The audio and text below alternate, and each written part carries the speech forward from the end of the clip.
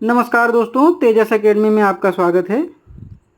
Matter NCERT book से और एक अन्य पत्रिका से लिया है। शुरू करेंगे 3 सेकंड में। हम उपभोक्ता द्वारा चुनी जाने वाली वस्तु की मात्रा तथा किसी संबद्ध वस्तु की कीमत के बीच संबंध का भी अध्ययन कर सकते हैं।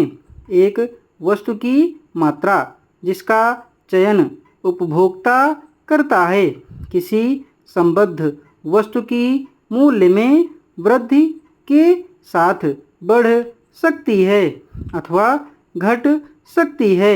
ऐसा होना इस पर निर्भर करता है कि दोनों वस्तुएं स्थानापन्न हैं अथवा एक दूसरे के पूरक हैं। जिन वस्तुओं का साथ साथ उपयोग किया जाता है उन्हें पूरक वस्तुएं कहा जाता है। इनके उदाहरण हैं चाय तथा चीनी, जूते तथा जुराब, कलम तथा स्याही आदि।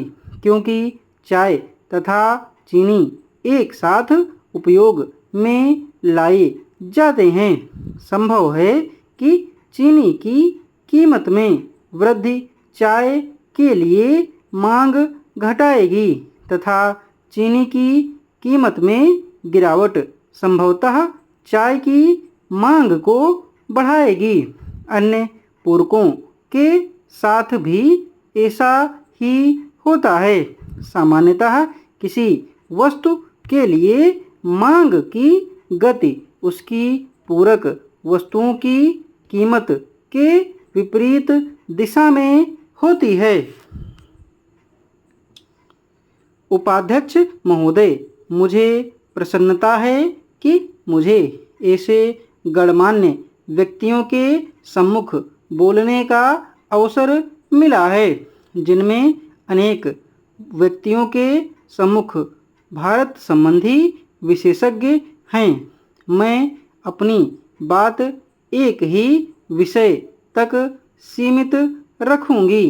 भारत में लोकतंत्र हमारे स्वाधीनता संग्राम के दौरान लगता था कि स्वाधीनता अपने आप में पूर्ण लक्ष्य होगी, लेकिन जब हमने उसे प्राप्त कर लिया तो हमें अनुभव हुआ कि प्रत्येक पूर्ति एक आरंभ हुआ करती है।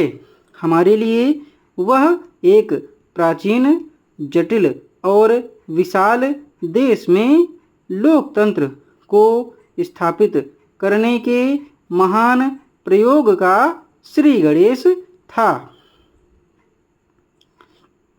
भारत प्रगति की कहानी शेष विश्व के लिए महत्वहीन नहीं है।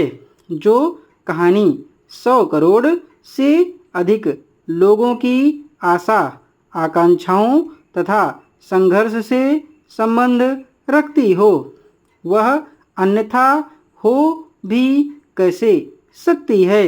राजनीतिक सिद्धांतवादियों ने जो हर चीज पर सफाई के साथ ठप्पा लगाने के अभ्यस्त होते हैं, प्रायः यह कहा है कि भारत में लोकतंत्र की खोज का प्रयास मृग तृष्णा सिद्ध होगा।